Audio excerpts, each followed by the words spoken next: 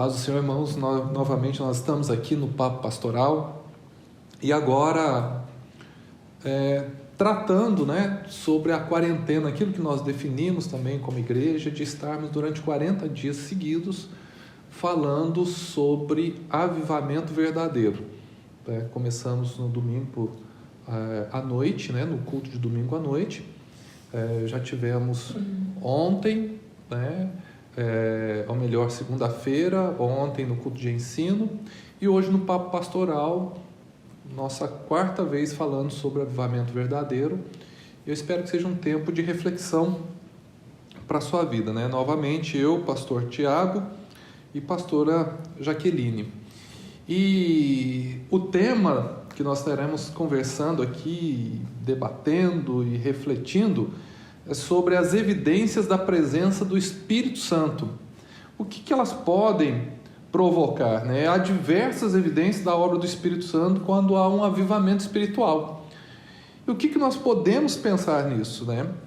Eu acho que o bom é nós podermos caminhar nesse tema das evidências da presença do Espírito Santo, pensando em Atos dos Apóstolos. Se tornou uma grande marca para nós quando o assunto também se fala de avivamento. Talvez uma das principais e mais faladas marcas do avivamento, principalmente no dia de Pentecostes, que tanto ficou conhecido. E para vocês terem ideia, Atos 2, 37, 38, depois do versículo 41, diz o seguinte: quando ouviram isso, ficaram aflitos em seu coração e perguntaram a Pedro e aos outros apóstolos: irmãos, que faremos?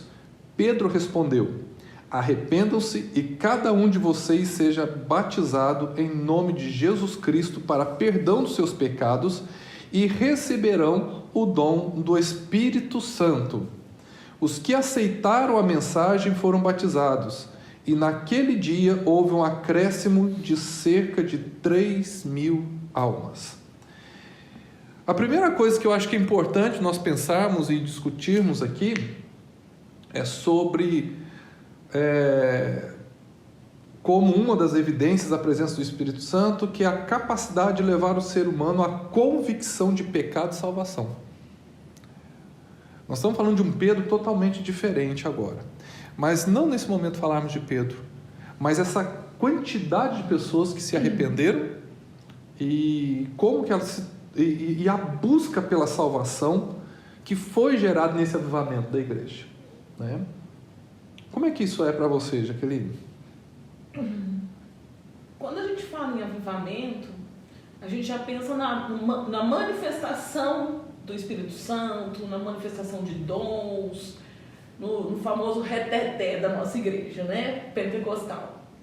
Mas quando eu falo em avivamento, e algo que eu gostei muito desse assunto, é exatamente essa evidência do Espírito Santo, arrependimento.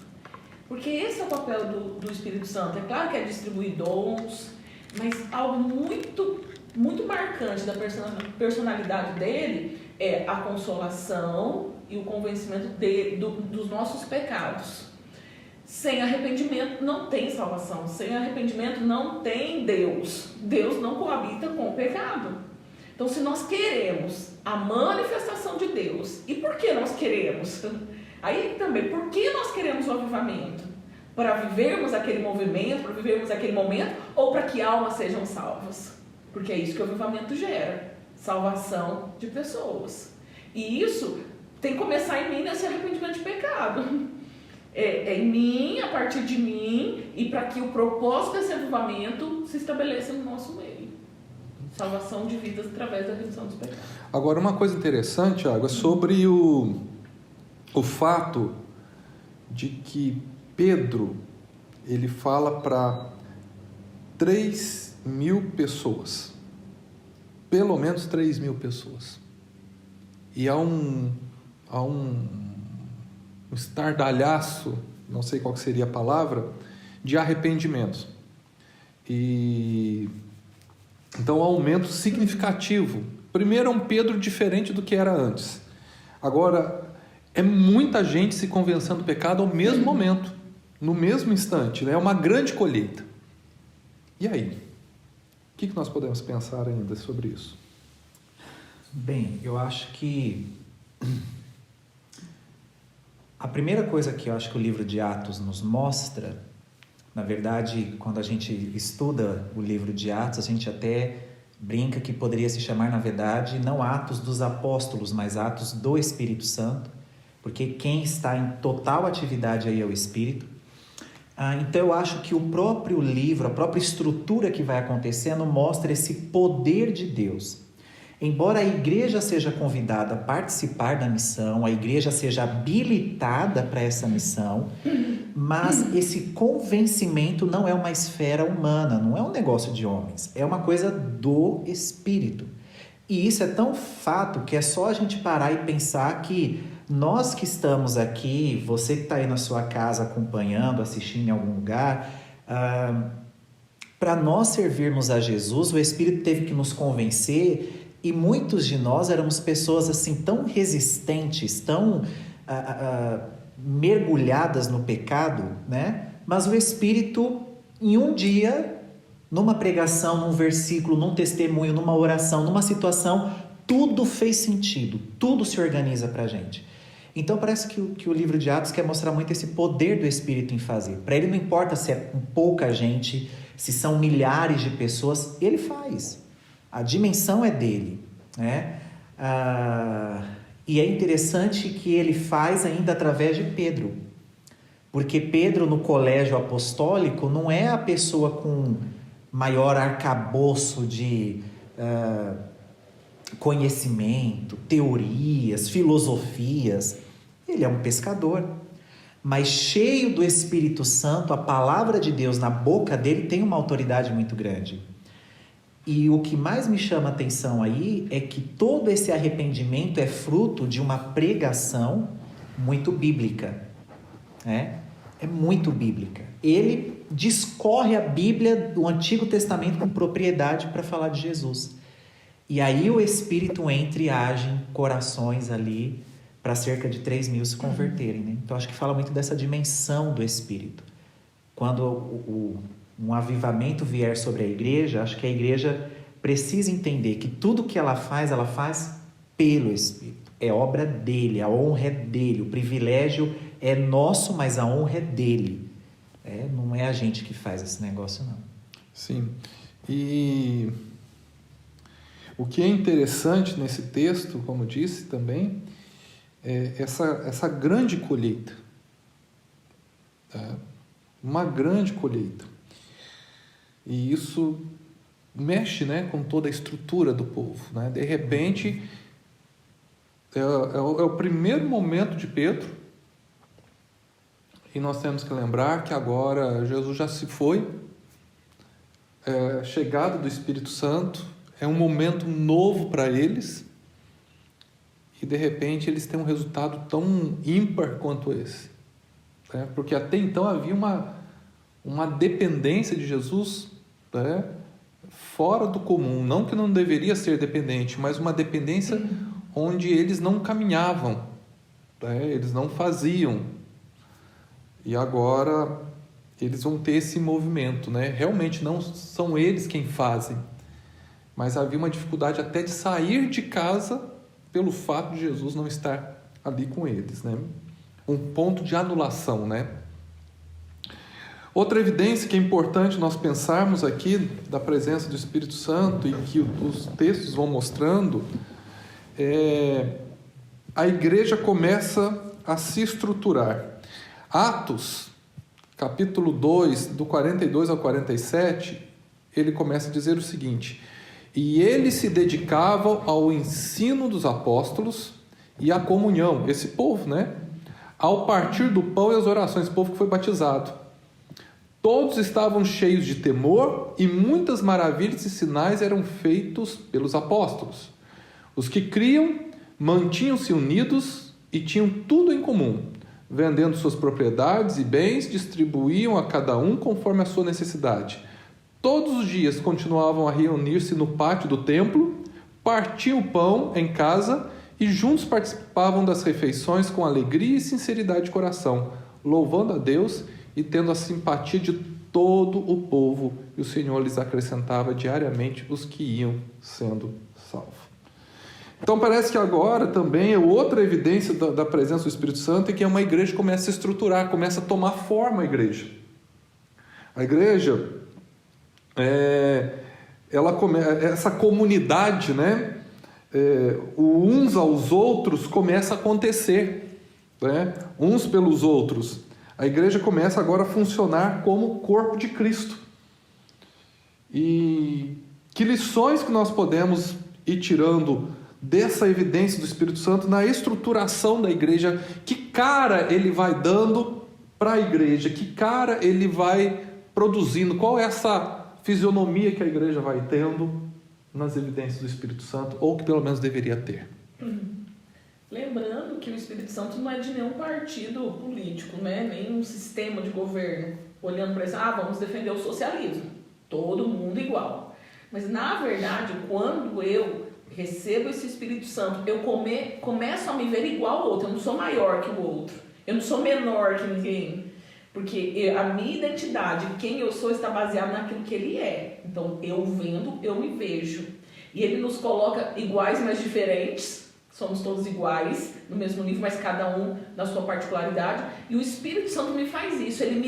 Se for necessário, ele desce a pessoa, mas se for necessário, ele sobe a pessoa, para deixar no nível que ele estabeleceu para que nós estivéssemos, a imagem e semelhança dele. E aí nós nos tornamos iguais.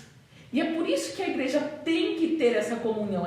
Uma das marcas, eu acredito que uma das evidências de sermos igreja é sermos irmãos. É nós sermos juntos, é nós estarmos juntos. Independente do valor financeiro que eu recebo, independente do dinheiro que eu tenho ou não tenho, eu sou igual ao pastor Ayrton, eu sou igual ao pastor Tiago, eu sou igual ao Adair, eu sou igual, porque ele me faz igual. Essa é uma marca do Espírito Santo nessa igreja aí. Essa cara, nós somos todos iguais. Não tem mais melhor, não tem mais pior, nós somos todos iguais. Acho também que olhar para o Espírito, tem um livro muito interessante chamado A Treliça e a Videira, que trabalha a importância da instituição para a existência desse corpo invisível, da igreja, que somos nós. E às vezes nós temos muita dificuldade com as estruturas. Por exemplo, dentro da igreja, nós temos dificuldade com aquela ideia de funções. Por exemplo, o pastor, os presbíteros. E aí a gente começa a criar uma escala em que alguém vai estar lá no final, vai ser o resto dessa família, mas alguém está lá no topo e todos olham para ele porque todas as luzes estão nele. E não é esse o conceito. Na verdade, a ideia do Espírito é uma plataforma padrão, em que todos estão, e para mim essa plataforma é a plataforma do Calvário. Todos estão diante da cruz. Agora, para um funcionamento, cada pessoa desenvolve um papel. E aí que é interessante, porque quando a gente olha para Coríntios, fazendo um link, o apóstolo Paulo ensina que o Espírito distribui os dons conforme lhe apraz. Mas o que apraz ao Espírito no texto ali? É só você continuar a ler. É segundo as necessidades da igreja. Então, por exemplo, no dia que os apóstolos viram que as viúvas não estavam sendo atendidas ali, há um grupo de viúvas que são, outras que não, eles não falam assim, vamos resolver isso a gente. O Espírito nos chamou para ser apóstolos. E isso não é orgulho, isso não é altivez.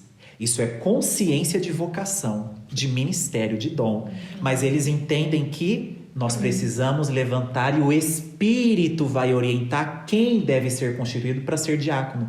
É o Espírito que dá a direção, né? Então, o Espírito está agindo nessa dinâmica da igreja. Por exemplo, hoje a gente tem um ministério de mídia. Naquela época não tinha.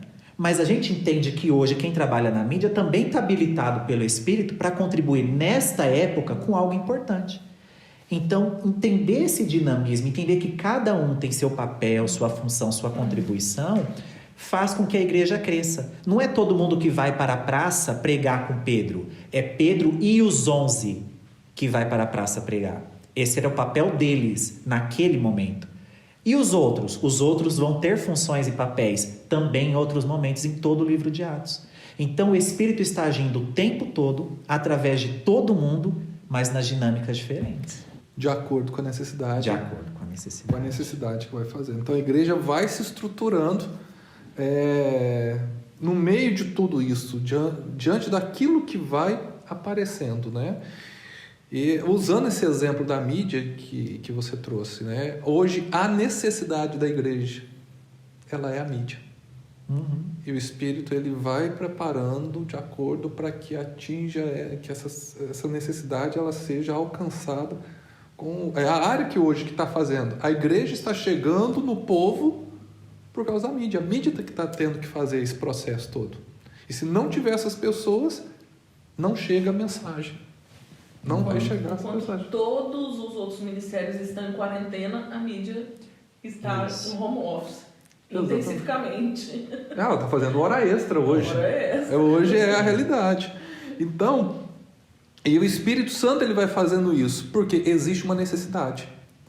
E é interessante nisso, né? E pegando o link do que a Jaqueline trouxe, e olhando para os dias de hoje, o que nós estamos vivendo, porque a realidade é o seguinte, gente. O Covid-19 igualou todo mundo. Igualou. Não tem melhor, não tem pior, já não existia, mas igualou. Está todo mundo no mesmo buraco, está todo mundo na mesma situação. É a casa do luto, né? Exatamente. Você está andando pela rua, você não sabe se a pessoa que passou perto de você está ou não está. Então, você está numa situação que você não está tendo esse domínio. A situação financeira hoje, ela é a parte menor dessa história aqui. Você pode tentar evitar o máximo possível, mas alguém que entra ali, você pode estar sendo contaminado. Outra evidência da presença do Espírito Santo, e é interessante, principalmente a partir do capítulo 3, são os milagres. Pelo menos em Atos, né? Traz isso daqui. E então, convicção de pecado e salvação, a igreja começa a se estruturar, que é a outra realidade, milagres. E começa com a cura de um aleijado. Então, primeiro, né? Daí por diante vai ter diversos sinais e maravilhas feitas através da vida dos apóstolos e demais membros da igreja. Mas tem um ponto importante desses milagres, que eu acho que a gente tem que raciocinar. Porque hoje milagre para nós parece que está com uma conotação totalmente diferente do que deveria ter. Quando o milagre, o objetivo dele tinha o propósito de glorificar a Deus e produzir temor nas pessoas. Esse era o objetivo do milagre. Mas vocês percebem a linha? O time ali, né? Primeiro, arrependimento, unidade, estruturação, depois o milagre. Uhum. O que acontece? As pessoas querem primeiro o milagre. Então, vem por causa do milagre. Trazemos... Qual é um dos grandes chamariz que a gente encontra por aí? Não, vem do jeito que você está, mesmo que Deus vai operar um milagre. Deus não opera um milagre ali. Olha a estrutura, né? Olha a linha do tempo em Atos. Arrependimento, unidade e milagre. Deus vai fazer? Faz, porque Ele faz milagres mesmo. Mas o que isso vai produzir? É só um milagre? Nós conhecemos histórias de pessoas que experimentaram o sobrenatural de Deus e onde estão hoje. Talvez algumas até no inferno. E aí, o que aconteceu? É porque não seguiu essa ordem. E aí, o milagre fica como assim, o avivamento. Não, tem muita água para correr debaixo dessa ponte antes do milagre, pelo menos ao meu ver, né? E é claro, esse fato de que o milagre tem que fazer o quê? Glorificar a Deus, e não o operador do milagre ali, não usar o instrumento para esse milagre acontecer. E o que acontece? Um instrumento é que recebe a honra, sendo que o dom da obra é o Espírito Santo. Acho que duas considerações. Primeira, os apóstolos não saíam de casa para fazer milagres. Quando eles estão indo ao templo, eles estão indo para orar, porque eles aprenderam uma coisa com Jesus. A gente não vai a um lugar buscar uma experiência, a gente vai sempre solidificar uma relação. Jesus não subia ao monte para viver a transfiguração. O texto é muito claro em Lucas. Jesus subiu ao monte, afirmação de propósito, para orar. Enquanto ele orava, suas vestes foram transformadas, transfiguradas. E o resplendor da glória, toda aquela coisa da transfiguração. As pessoas hoje, elas saem muito nessa coisa de que nós temos que realizar milagres. Não. Milagre é algo resultante dessa proposta de Atos, de gente arrependida, convertida, que ama Jesus, que ama a oração, que ama a palavra de Deus, que ama o próximo, porque para manifestar milagre eu tenho que ter compaixão. Deus opera milagres através de pessoas. Se eu não tenho compaixão pelo próximo, o que eu estou querendo com milagre? Não faz sentido. Talvez se autopromover, né? Exatamente. Por isso que os apóstolos saíam querendo... mas o avental de Paulo, a sombra de Pedro. Mas quando foi que eles fizeram reunião para o povo ir atrás disso daí? As pessoas eram automaticamente curadas pela sombra de Pedro, e é uma interpretação do texto, e gente pegava o avental de Paulo. Paulo nunca deu. Então não tinha esse propósito intencional do milagre. Por quê? Porque, na verdade, segundo a consideração, em Atos dos Apóstolos tem uma clareza muito grande sobre os milagres que a igreja realizava. Que o Espírito Santo confirmava a pregação dos apóstolos com os sinais. Então, quanto mais eles pregavam sobre Jesus, mais sinais aconteciam. Por quê? O Espírito provava, mostrava para as pessoas que ouviam a pregação que o que eles estavam falando era verdade, aquele evangelho tem poder. Por isso que quando Paulo está tentando evangelizar o cônsul, e tem aquele empregado do cônsul lá que não ouve esse homem, não ouve esse evangelho, Paulo fala assim, enviado de Satanás, por que você está se opondo ao evangelho de Jesus? Para que você veja que o Senhor tem poder, você agora não verá a luz do dia por um período de tempo. E na mesma hora ele cegou. Tá lá. Aí o cônsul olha aquilo ali e fala assim, pera lá, esse negócio aí é quente mesmo. Ouve, a palavra diz que ele confessa ao Senhor Jesus. E aí é interessante, porque faz um link assim, então o milagre é para aquele que não tem experiência com Jesus, que tem que ver para crer. Peraí então, né? Então, peraí, eu tô correndo atrás de milagre porque talvez eu não tenha tido a minha experiência com Jesus ainda? Isso é muito profundo. Agora, é interessante pensarmos aqui, porque quando nós falamos de evidência da presença do Espírito Santo dentro do avivamento, porque milagres acontecem por aí, mas isso nós não podemos definir como evidência de um avivamento. Porque o milagre, enquanto a evidência do avivamento, ele precisa glorificar a Deus e produzir temor nas pessoas. Se não glorificar a Deus e não produzir temor nas pessoas, não é evidência. Ele não tem nada a ver com o avivamento. Porque isso ele produziu nas pessoas. As pessoas queriam mudança de vida. As pessoas queriam caminhar com Jesus. As pessoas não queriam ficar procurando o que Paulo tinha, um lenço, alguma coisa, ou qualquer outro tipo de coisa, como hoje nós vivemos. Não, elas queriam andar com Jesus e nós temos que lembrar qual que era a maior característica das pessoas que eram curadas por Jesus, que muitas vezes nós esquecemos. Todos. Só 2 casos na Bíblia que não. Uma história dos 10 leprosos, onde todos foram curados, 1 seguiu Jesus e 9 não. E o caso do tanque de Betesda. Tirando esses 2 casos, todos os que foram curados por Jesus, eles foram pregar o Evangelho. Todos. Todos. O grande problema é que nós somos curados muitas vezes, e aí que não bate muitas vezes com o avivamento. E guardamos para nós, não pregamos, não fazemos, não vamos adiante, paramos no meio do caminho. Não testemunhamos.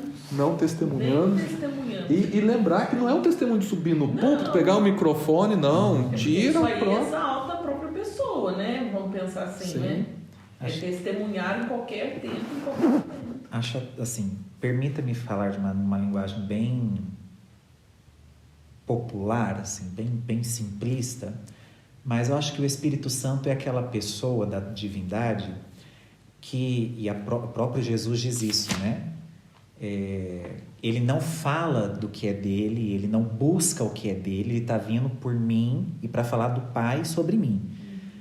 Isso não diminui, isso só fala da função específica dele. O Espírito é aquela pessoa que coloca todos os holofotes na pessoa de Jesus Cristo, todos.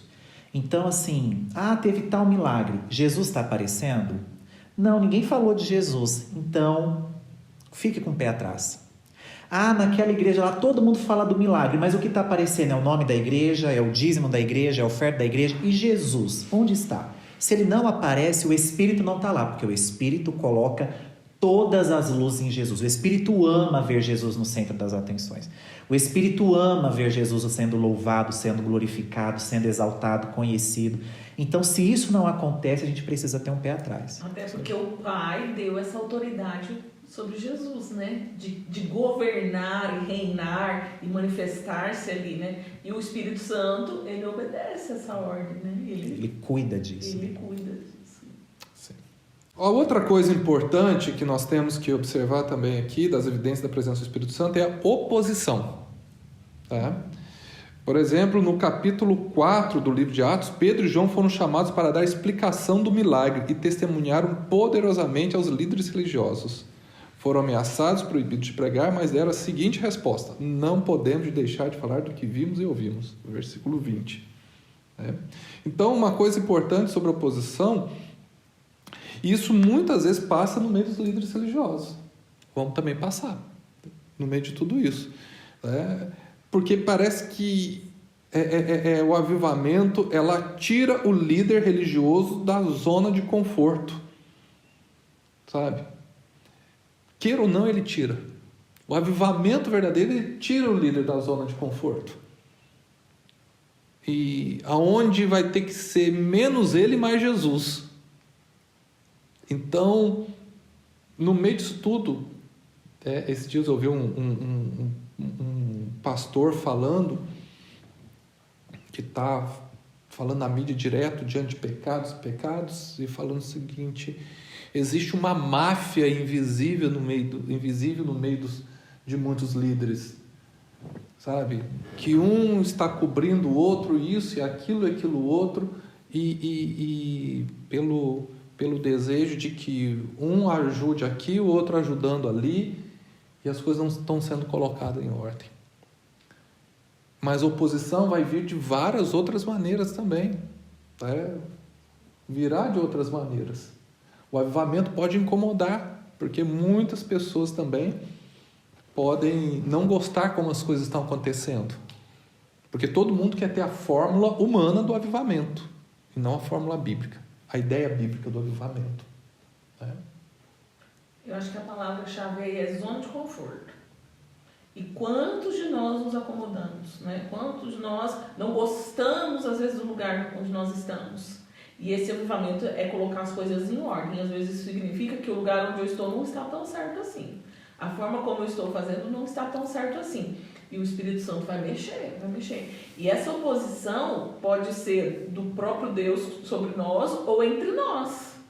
E aí que tem que ter essa direção do Espírito Santo para saber como agir e conduzir. Porque a guerra não é minha, a briga não é minha. É pelo Espírito Santo. Então, como diz aí, né? Sangue nos olhos e vamos encarar a briga. E para que de fato as coisas fiquem no lugar que o Espírito Santo quer, e não no lugar que eu quero também. E essa sensibilidade é que nós precisamos buscar durante o avivamento, para entender e ouvir a voz do Espírito Santo. Acho que a perseguição tem uma mensagem de Deus, né? Atos 8 é morte de Estevão, Saulo está presente, e a igreja dispersada agora. Mas quem viu a perseguição? O próprio Deus. Sim. Por quê? Porque eles tinham uma missão e eles não estavam cumprindo a missão no seu todo. Então, Deus usa alguns meios também para nos chamar ao compromisso, à responsabilidade, né? A percepção mesmo, gente.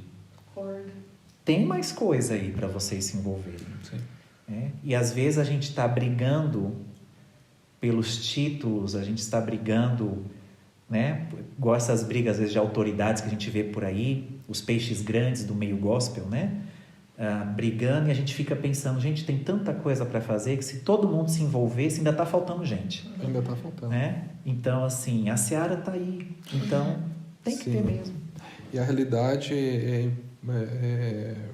muito importante nesse momento, porque a oposição, ela vai... Parece que ela, em vez de nos fortalecer, né, por estarmos indo no caminho correto, muitas vezes nos enfraquece. Outra coisa importante é a oração. Isso foi marca, né, que é um dos ingredientes base da história de Atos Apóstolos. Né? Oração era uma marca na vida deles. E hoje nós vivemos muitas vezes de reuniões esporádicas de oração, relógios de oração que acontecem uma vez na vida, outra na morte. Né? E aí quando eu penso em oração, eu penso principalmente nos moravianos. Eu saio de Atos e vou para os moravianos, que se tornou um grande evento, um dos grandes avivamentos, porque o povo orou ininterruptamente, praticamente 110 anos, 108 anos. Né? Fato é tão engraçado a oração, o jejum, às vezes a gente vai para Deus para mudar Deus, né? Eu vou orar, eu vou jejuar, porque tem que mudar essa situação, porque vai ter que mudar. Mas, na verdade, a oração, o jejum não é para mudar Deus, é para mudar a mim. Ninguém, eu até comentei isso com uma irmã essa semana, até falando para o pastor Tiago também hoje, que a conclusão que a gente tem é que ninguém que se aproxima de Deus sai do mesmo jeito. Então, aí está a chave do avivamento, a oração. Porque nós sairemos da presença do Senhor de uma forma diferente. Que jeito? Eu não sei, porque é Ele que determina também. Agora, essa oração e esse jejum também é motivado pelo quê? É aí que está. Por que eu estou orando? O que eu estou orando? Para ser feita a minha vontade ou ser feita a vontade dele? Porque a oração do Pai Nosso está ali, um modelo. E não é uma reza, é um modelo para que todas as nossas orações sejam baseadas naqueles princípios. E aí que está a diferença. Eu oro, não acontece nada. Mas talvez está orando errado. E essa oração é para que a vontade dele seja feita na minha vida. Que venha esse reino, que venha essa vontade dele. Assim como o jejum também, né? Que também tem a ver com essa comunhão, essa intimidade com Deus. Oração acho que é um assunto bem grande em Atos, né? Bem grande. Eu acho que não tem um outro momento para falar mais ainda dele, né? Ele é bem, bem grande. Mas, bem, acho que o que a gente precisa também considerar, né, dentro de tudo os apóstolos aprenderam com Jesus. Acho que essa é a primeira coisa. Eles aprenderam com Jesus a orar, né? E eles aprenderam isso de tal forma que um dos textos, para mim, mais chocantes de Atos dos Apóstolos é quando os discípulos são açoitados. Eles estão sofrendo oposição, são açoitados. E pensa, sua carne em suas costas, né? Com a carne toda flagelada, toda machucada, com dor, queimação. Tudo que você quer procurar é o quê? Um médico. Você quer ir para sua casa. Não é o que Atos conta para a gente. Diz que eles foram para o lugar onde o pessoal, os discípulos, estavam reunidos. Contaram tudo o que aconteceu. E aí eles não foram cuidar das feridas, eles não foram passar remédio, eles não foram fazer uma passeata em favor da liberdade religiosa da igreja. Eles se reuniram e oraram. E a oração deles, para mim, é um negócio que me encuca, me deixa confrontado na minha fé. Porque Lucas vai escrever falando que eles oram agradecendo por terem sido achados dignos de padecer por causa de Jesus Cristo e do Evangelho. E eles oram e falam assim: Senhor, dá mais ousadia para a gente, dá intrepidez para que a gente pregue ainda mais o Evangelho e confirma, porque a gente está pregando sobre o teu santo servo Jesus. O que tem na cabeça desse povo? Que oração é essa? Tem avivamento. Que o sofrimento não é capaz de barrá-los, que a dor do corpo não é mais importante do que um momento de oração. No dia que a gente valorizar a oração desse jeito, Aí as coisas começam realmente a mudar. Mas é interessante isso, porque no avivamento, o sofrimento não barra, o sofrimento ele empurra, ele impulsiona, né? Ele é um energético no avivamento, o sofrimento, porque carece, né? Como diziam os apóstolos, carece padecer por Cristo. Então, a oração ela vai se construindo isso. E o último que eu quero falar aqui, as evidências da presença do Espírito Santo, é a igreja, né? Naquilo que nós caminhamos aqui, e o livro de Atos vai passando, é que a igreja começa a se espalhar. Isso é um dos grandes sinais de Atos Apóstolos, né? Você tinha falado de Atos 8:1, e Edson Queiroz ele dizia o seguinte: a igreja que não cumpre Atos 1:8, ela vai sofrer Atos 8:1. E o que era Atos 1:8? E ser-me-eis minhas testemunhas, né? E a palavra testemunha vem de mártir, né? O martirel, que é sofrer por Cristo, né? E sereis minhas testemunhas, de novo sofrimento, né? Tanto em Jerusalém, Judéia, Samaria, até os confins da terra. A igreja só quis ficar em Jerusalém. Ela não quis saber de lugar nenhum, só Jerusalém. Isso me preocupa muito nos dias de hoje, porque se ouve muito aquela ideia, aquele pensamento seguinte: não, por que vamos fazer missões lá fora, a gente tem que fazer aqui na cidade. Esse foi o primeiro momento deles, vamos ficar em Jerusalém. E o que acontece? Atos 8:1, Deus manda então Saulo de Tarso, que vai se tornar Paulo, para perseguir. Nisso vem a morte de Estevão, vem nisso porque vocês não só têm que ficar em Jerusalém, mas vocês também têm que ir para a Judéia, Samaria, até os confins da terra. Aí a igreja se espalha, né? Então a igreja começa a se espalhar, a visão começa. Nessa história vamos ter, vai ter Filipe, que evangeliza o eunuco, né, da Etiópia, aquelas maravilhas que acontecem. Paulo e Barnabé, que fundam a igreja, né? Barnabé é o grande líder de Antioquia, que agora Paulo faz parte, e que agora são mandados embora da igreja de Antioquia. O Espírito Santo entra na igreja, fala na igreja: me separa Paulo e Barnabé para uma obra que tem de chamado. E a igreja toma outra proporção. Eu acho que eu cresci, e permita-me ser saudosista, né? Mas eu cresci numa época, não sei se eu chamaria de avivamento, mas eu peguei o fim do período de renovação, né? Aqui no Brasil. E uma coisa que me encantava, e que toda vez que eu lembro é o que mais me encanta, não era o povo falando em línguas, não era, embora eu acho isso lindo, eu sou um cristão que crê na contemporaneidade dos dons, mas assim, o que eu achava lindo era a disposição que o Espírito dava a jovens, a adolescentes. Eu recebi minha vocação com 8 anos de idade, com uma missionária da Angola pregando. E eu nunca, o hino que eu canto até hoje em dialeto africano, eu aprendi com 8 anos com aquela missionária. E eu lembro que eu encostei no carro, ela estava encostada no carro, eu encostei e falei assim: no dia que a senhora ficar velhinha, eu vou lá e vou cuidar do povo que a senhora está cuidando. Que conceito é esse na cabeça de uma criança de 8 anos? Mas era um derramar do Espírito tão profundo que eu lembro que enquanto ela pregava, eu me sentia responsável pelas pessoas em Angola. Ela era de Angola. Como que uma criança de 8 anos se sente responsável por uma nação? Isso é algo do Espírito na gente, né? Acho que a grande questão é que a gente precisa de um avivamento porque a gente não está conseguindo suportar o irmão que senta na cadeira do lado. E essa é bem a verdade. A gente não quer se envolver com o irmão de 3 fileiras à frente. A gente não vai com a cara do presbítero fulano de tal.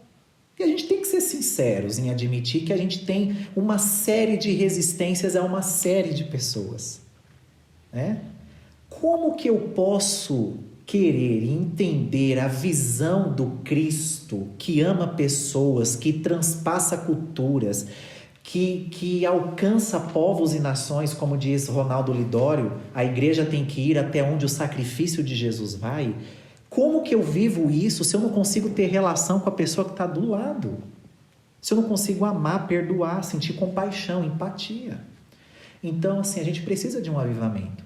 Porque hoje eu percebo que muitas vezes o conceito missionário das pessoas está muito reduzido a orar, a ofertar, né? E aí a gente diz que isso é fazer missões. Não, fazer missões você precisa se envolver. Você tem que se envolver. E a gente olha hoje, não tem mais assim esse despertamento, essa vocação. Nós vemos todo mundo interessado com a sua própria vida, ninguém mais está interessado com a vida do outro. E isso fala muito, não que nos falta o Espírito, mas nos falta um mergulhar, um encharcar do Espírito na vida. E até a disposição das famílias de se entregarem às missões, né? Eu escuto isso mais frequente do que gostaria de ouvir. Ah, meu filho quer ser missionário, misericórdia. Quer ser pastor, misericórdia. Gente, é um privilégio, né? Pedro fala que não quer ser pastor não, mas quer ser missionário. Que vá, mas ele vai sofrer. Meu Deus, é melhor você ter um filho missionário servindo a Deus. Foi para isso que nós fomos chamados, para servir a Deus. E de qualquer jeito, de qualquer maneira, com as habilidades que tiver. Então, esse desprendimento das coisas carnais, humanas, mundanas, capitalistas, nós precisamos nos desvincular. Isso acontece através dessa oração, dessa confissão de pecado, dessa renúncia. É obra do Espírito Santo. Missões é obra do Espírito Santo. Não tem outro jeito. Eu acho que nós temos, no meio de tudo isso, um grande chamado como igreja, né? É saber de que maneira Deus quer nos usar, né? E aonde Deus quer nos levar. Agora, o fato é que existem várias evidências do avivamento, as evidências do Espírito Santo no avivamento, por exemplo, de Atos dos Apóstolos, e lições que nós podemos tirar disso para as nossas vidas, né? Então, acho que vale a pena essa reflexão. Reflexão em relação à oração, em como que eu enxergo a palavra sendo espalhada, não só aqui, mas em todos os lugares. Como que eu enxergo o trabalho de lidar com as oposições, a igreja, a construção da igreja, essa questão do arrependimento, né, do convencimento do pecado. Então, como que a gente está fazendo tudo isso? Então, eu volto a dizer que nós estamos diante de um grande cenário, acredito. É um cenário que está para toda a sociedade. E como que nós vamos voltar desse cenário? Porque ele vai acabar. E nós vamos retornar. E como nós seremos a partir de então? Deus abençoe você e que você possa ter uma noite reflexiva. E que em nome de Jesus Cristo possamos nos preparar para algo grande que Deus está fazendo. Ore na tua casa. Você que é da torre de oração, nós não estamos podendo vir para cá orar, mas você está sendo forçado a orar na tua casa, ser fiel diante de Deus no seu horário de oração dentro da tua casa. E que Deus nos abençoe em nome de Jesus. Até a próxima, até o encontro na próxima semana, no próximo Papo Pastoral. Até lá.